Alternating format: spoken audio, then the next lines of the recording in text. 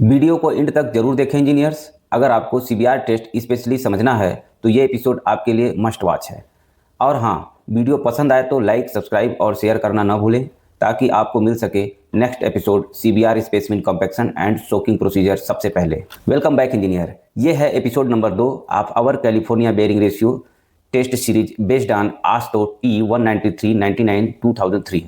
आज के एपिसोड में हम डिटेल में समझेंगे CBR test operators and sample preparation के बारे में, यानी वो सारे इंस्ट्रूमेंट और टूल्स जो लेबोरेटरी में सीबीआर टेस्ट के लिए यूज होते हैं। हम देखेंगे कैसे सिलेंड्रिकल मोल्ड बनाए जाते हैं with exact dimension 152.4 mm diameter and 177.8 mm height, कौन सा स्पेशल डिस्क, रैमर और पेनिट्रेशन पिस्टन यूज होता है और किस तरह डायल गेज, सरचार्ज वेट और लोडिंग डिवाइस टेस्ट सेटअप में फिट होता है। इसके बाद हम कवर करेंगे सैंपल प्रिपरेशन का प्रोसेस, जहां T99 और T180 के कॉम्पैक्शन स्टैंडर्ड्स के यूज होते हैं। जहां T99 और T180 के कॉम्पैक्शन स्टैंडर्ड का यूज होता है। ये सब स्टेप्स इंश्योर करते हैं कि टेस्ट रिजल्ट एक्यूरेट और रिपीटेबल हो। तो चलिए दोस्तों शुरू करते हैं। Class 4 operators, class 4.1 moulds. The moulds shall be cylindrical in shape, made of metal with an internal diameter of 152.4 plus minus 0.66 mm and a height of 177.80 plus minus 0.46 mm, provided with an extension collar approximately 50 mm in height and a perforated base plate that can be fitted to either end of the mold. It is desirable to have at least 3 molds for each soil to be tested। मतलब moulds का आकार cylindrical होना चाहिए और यह metal के बने होने चाहिए। इनका internal diameter 152.4 mm plus minus 0.66 mm और हाइट 177.8 प्लस माइनस 0.46 mm होनी चाहिए। मोल्ड में लगभग 50 mm ऊंचा एक्सटेंशन कॉलर और एक परफोरेटेड बेस प्लेट होनी चाहिए जो मोल्ड के किसी भी सिरे पर लगाई जा सके। हर प्रकार की सॉइल के लिए कम से कम 3 मोल्ड रखना बेहतर माना जाता है। Class 4.2 spacer disc. A circular spacer disc made of metal 150.8 plus minus 0.8 mm in diameter and 61.37 plus minus 0.25 mm in height.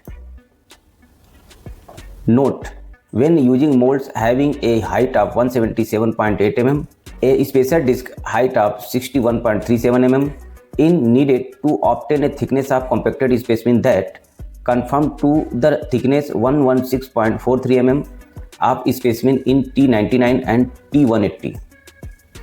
मतलब कहता है कि स्पेसर डिस्क एक मेटल की बनी सर्कुलर प्लेट होती है जिसकी डायामीटर 150.8 प्लस माइनस 0.8 mm और हाइट 61.37 प्लस माइनस 0.25 mm होती है।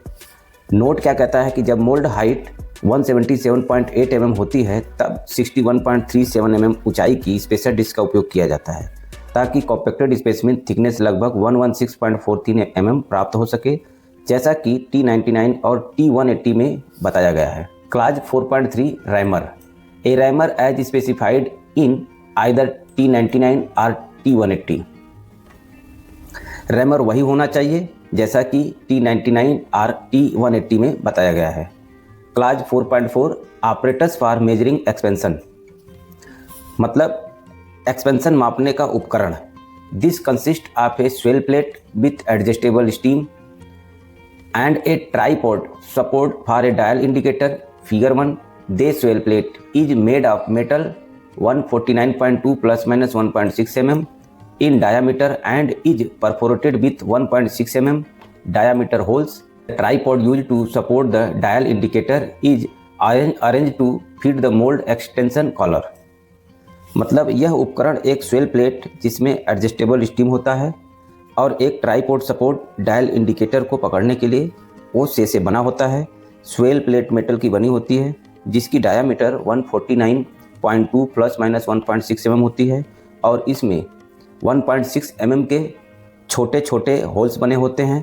ट्राईपॉड इस तरह बनाया जाता है कि वह मोल्ड एक्सटेंशन कॉलर पर ठीक तरीके से फिट हो जाए। अब class 4.5 indicators. Two dial indicators, each indicator shall have a 25 mm through and read to 0.02 mm. मतलब कहता है कि दो डायल इंडिकेटर की आवश्यकता होती है, प्रत्येक इंडिकेटर की थ्रू 25 mm होनी चाहिए और यह 0.02 mm तक की रीडिंग देखने में सक्षम होनी चाहिए। Class 4.6 surcharge weight. One annular material weight with a central hole approximately 54.0 mm in diameter and several slotted or split metal weight are 149.2 plus minus 1.6 mm in diameter and each having a mass 2.27 plus minus 0.04 kg. Figure 1 note 2. Note 2 में when using split weight the mass of the pair shall be 2.27 plus minus 0.04 kg. अब इसका हिंदी में क्या मतलब होता है कि एक एनुलर मेटल वेट का प्रयोग किया जाता है जिसके बीच में लगभग 54 mm का छेद होता है। इसके अलावा कई स्लॉटेड या स्प्लिट मेटल वेट भी होते हैं जिनकी diameter 149.2 mm plus minus 1.6 mm होती है और प्रत्येक का वेट 2.27 प्लस माइनस 0.04 kg होता है। नोट: अगर स्प्लिट वेट का प्रयोग किया जाए तो दोनों का कुल वजन 2.27 प्लस माइनस 0.04 kg होना चाहिए। Class 4.7 penetration piston. A metal piston of circular cross section having a diameter of 49.63 plus minus 0.13 mm या is equal to 1935 mm square and not less than long. See figure 1। मतलब ये कहता है कि penetration piston metal का बना होता है, इसका क्रॉस सेक्शन सर्कुलर होता है और डायमीटर 49.63 प्लस माइनस 0.13 mm होती है। इसका एरिया 1935 mm स्क्वायर होता है और लेंथ कम से कम 102 mm होनी चाहिए। Class 4.8 loading device. एक compression type operators capable of applying a uniformly increasing load up to a capacity sufficient for the material being tested at a rate of 1.3 mm per minute used to force the penetration piston into the specimen। मतलब यह एक compression type operators होता है जो uniformly increasing load लगाता है इतना कि स्पेसिमेन में पेनिट्रेशन पिस्टन को 1.3 mm पर मिनट की दर से ढकेला जा सके। Class 4.9 soaking tank. A soaking tank suitable for maintaining the water level 25 mm above the top of the specimen।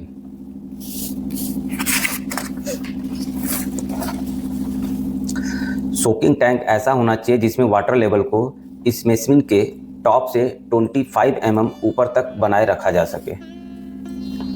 Class 4.10 drying oven. A thermostatically controlled drying oven capable of maintaining a temperature of 110 plus minus 5 degree centigrade for drying moisture samples. मतलब यह एक थर्मोस्टिकली controlled oven होता है जो कि 110 plus minus 5 degree centigrade तापमान पर moisture sample को सुखाने में सक्षम होता है। Class 4.11 moisture content container as specified in T265। Class 4.12 miscellaneous tools such as mixing pan, spoon, straightedge, filter paper, balance etc। अन्य उपकरणों में mixing pans, spoon, straightedge, filter paper, balance आदि शामिल होते हैं जो CBR टेस्ट के दौरान आवश्यक होते हैं। अब हम जानेंगे क्लास 5 सैंपल के बारे में।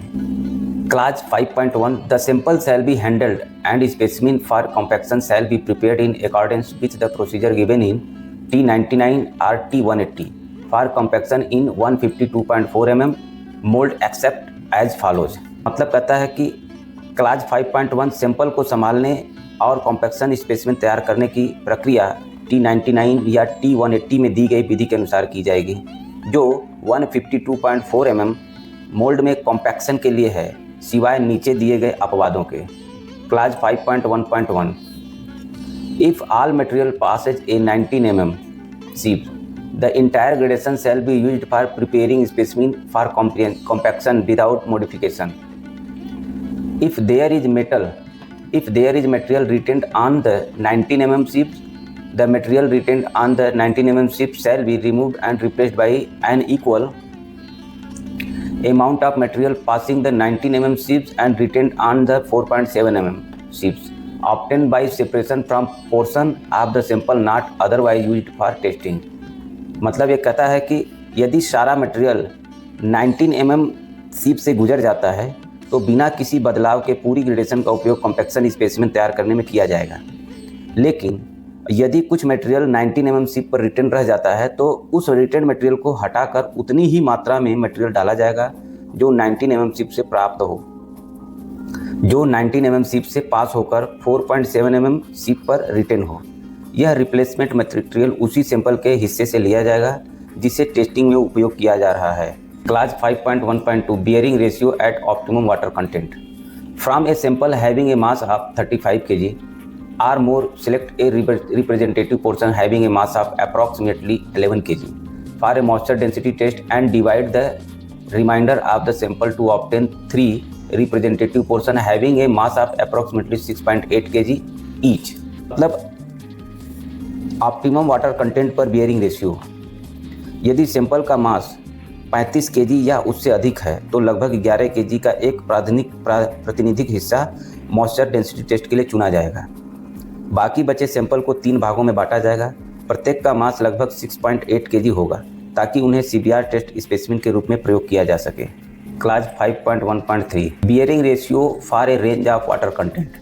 From a sample having a mass of 113 kg or more, select at least 5 representative portion having a mass of approximately 6.8 kg each for use in developing each compaction curve। मतलब water content की एक range पर bearing ratio, यदि sample का मास 113 kg या उससे अधिक है तो उसमें से कम 5 रिप्रेजेंटेटिव सैंपल लिए जाएंगे। प्रत्येक का मास लगभग 6.8 kg होगा। इन सभी हिस्सों का उपयोग अलग अलग वाटर कंटेंट पर कॉम्पैक्शन कर्व तैयार करने के लिए किया जाएगा।